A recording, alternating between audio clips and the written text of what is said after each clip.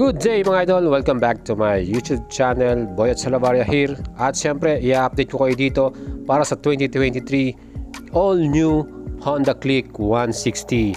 At ang color na nasa ating video, yan po yung matte pearl crater white. At meron pa tayong dalawang color na available naman pong matte black at matte red.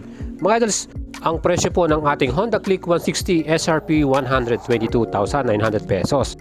Ngayong taon po ba ay merong gagawing update or upgrade ang ating Honda Motors Philippines. Of course, nakita naman po ninyo bagong-bagong model ito. At sa ibang bansa nga po, dalawang version ang lumabas sa kanila. Meron silang combi braking system version at meron namang anti-lock braking system version. So may ABS version at CVS version. So yung marami po nagtatanong sa ating mga idols natin, subscriber natin, kung dadalhin po ba yung ABS version nito. Well, tumutok lang sa ating channel dahil kung meron tayong makuhang update or news regarding po sa ABS version, i-update ko kagad kayo dyan. Mga idols, subscribe kayo sa ating YouTube channel, pakihit nyo yung ating all button para lagi kayong updated. Meron tayong FB page, Boy at Salabaria. Like and follow nyo yan. Dyan po natin ipopost yung ating moto news para dito. Mga idols, syempre, as of today, napaka-in-demand po talaga nitong ating Honda Click 160. Lalo na tong color white na to, ang daming gustong bumili at pumili nito. And merong subscriber tayo na natanong natin, kamusta po naging performance ng kanyang bagong Honda Click 160. So far so good mga idols, napakaganda ng kanyang takbo at talagang very smooth, napaka-easy rin siyang gamitin. Well, SRP nga po nito, 122,900. Kung titingnan nyo po sa mga kasa ngayon, ang installment po, ang range po ng ating down payment, nasa 14K to 16K. Depende po sa kasa mga idol. At ang kanya namang monthly payment, 36 months. Nag-range naman or umaabot halos ng 5,000 to 5,600. Ganun po yung mga presyo o mga amount na dapat nyong i-prepare. Sa ating engine specs, siyempre bagong generation ton, ESP Plus engine, 157cc displacement, 4 valves na po ang ating Click 160, liquid cooling at siyempre PGM F5 by Honda. Well mga idols, sabi ko nga sa inyo, CVT transmission po ito. At itong ating bagong Click 160, gumamit din po ng bagong frame, Enhanced Smart Architecture Frame po ang tawag ng Honda dyan or ESAP. And sa ating naman mga suspension, sa harapan telescopic forks na nakalagay dyan at sa likuran naman unit swing or single shock po ito. Well, sa mga nagtatanong kung kaya po kahit may angkas, kayang-kaya po yan mga idols dahil na-test po ito, talagang subok na.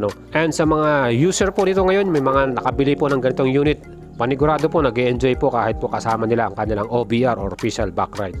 Pagdating sa ating braking system, yan po, naka-hydraulic single disc po ang ating harapan at yan po ay equipped ng combi braking system.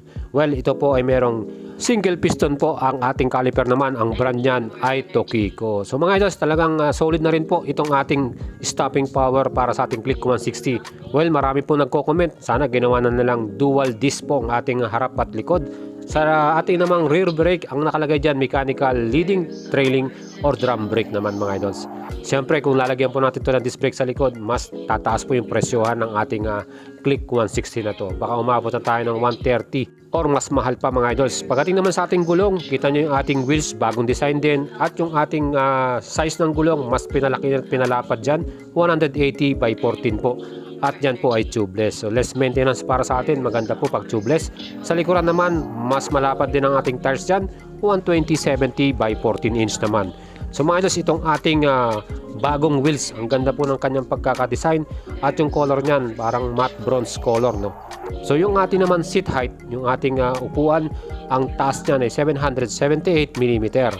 So mga average Filipino rider, 5'3", 5'4", 5'5", kayang-kaya nyo pong i-ride itong ating scooter na to. At pagdating naman po sa ating compartment, malaki din po at very large yung ating luggage dyan. Fuel tank capacity nito 5.5 liters at yung ating fuel consumption 47 km per liter. Ito po, perfect po to sa mga pang long rides dahil napakatipid din po sa gas consumption. At kung gagamitin nyo po itong scooter na to, pang daily service nyo, pang commute, pang pasok sa trabaho, perfect, mas makakatipid po tayo kasi ang hirap din po kasing mag-commute, sasakay ka pa, pipila ka pa at siyempre yung traffic na pupuntahan ninyo. Kung ito, may sarili kayong service, Click 160, formado na, sigurado lang na dapat defensive driving lang tayo. Yung ating mga handlebars, kita naman po ninyo, relax naman po yung ating riding position dyan. Yung ating park brake lock, makakatulong yan para mas safe yung ating motor at meron din tayong equip na idling, stop and start. Pag nating inon yan, matik yan, pagka nag-stop tayo, 3 seconds, mamamatay yung ating engine, mas makakatipid po tayo sa gas consumption. Ang ating namang meter panel, kita nyo, fully digital meter panel po ito. Ang ating speedometer, yung ating fuel gauge, at yung ating clock, plus yung ating trip meter. Isang convenient para sa atin to dahil very informative at talagang visible din yung ating digital panel na to. So mga idols, sa design naman ng ating front face, kita naman po ninyo ang forma po ng mukha. Siyempre, yung ating bagong headlight design, LED rin po ang mga ginamit na ilaw dito. Makita nyo yung daytime running light natin, super bold at talagang agaw pansin. Dahil LED rin po ang kanilang ilaw na nilagay dyan, siyempre mas maganda yan, visible tayo sa ating daanan, especially sa gabi.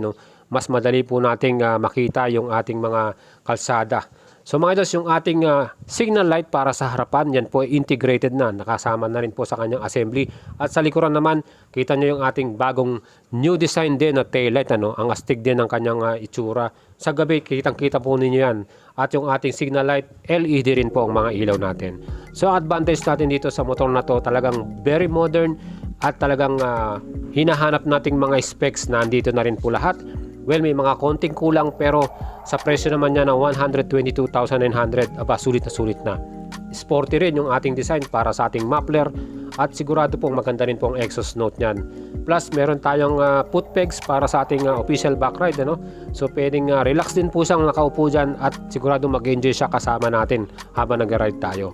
Kaya nga marami tayong nakikitang scooter na to kahit mga long rides, talagang happy tayo mga idols. Yung ating isa pang convenient para sa atin dito, naka-smart keyless system tayo para sa ating Honda Click 160. Meron niyang answer box system at syempre yung ating anti-theft alarm. Kaya talagang safe po itong ating motor na to. Plus meron din tayong hook dyan sa bandang harapan. Pwede natin isabit yung mga dala-dala nating gamit. Plus meron tayong compartment sa left side. Meron din siyang cover, so pwede nating ilagay yung mga small things natin dyan. At ang the best dyan, equip din po ito. At meron tayo dyang USB type charger para sa ating smartphone. Ilagay natin yung cellphone natin dyan sa compartment na yan. At sigurado po na talagang safe din yung ating cellphone. Hindi mababasa basta-basta kahit umuulan pa yan. Kaya hindi po tayo magtataka mga idols bakit po in demand ang model na to, dahil ang dami na pong magagandang specs at features at very modern na rin. Plus meron pa tayong middle flat footboard na yan na pwede natin gamitin at paglagyan pa ng ating mga dalang-dalang gamit. So meron din tayong side stand switch at center stand para mas maging komportable tayo at convenient pag nagpa-park tayo ng ating motor. So mga idols, Click 160, bagong scooter. Kailan po kaya natin makikita yung another version niya, yung ABS version? Or dadalhin ba ito ng Honda Motors Philippines? Shoutout natin sila para marinig po nila yan. Hopefully dalhin din nila yung ABS version para meron naman tayong mas malupit na stopping power at braking system. With anti-lock braking system, siguradong super safe tayo dito. Kung gusto nyo bumili ito mga idols, pwede nyo po i-check sa ating video description yung kasa na pwede nyo pong pagtanungan. At syempre lalagay ko yung kanilang contact number dyan. Ride safe po sa lahat at syempre huwag nyong kalimutang i-subscribe yung ating YouTube channel. Pakihit nyo yung ating all button. At syempre, ride safe sa mga idols natin. Salamat sa inyong suporta.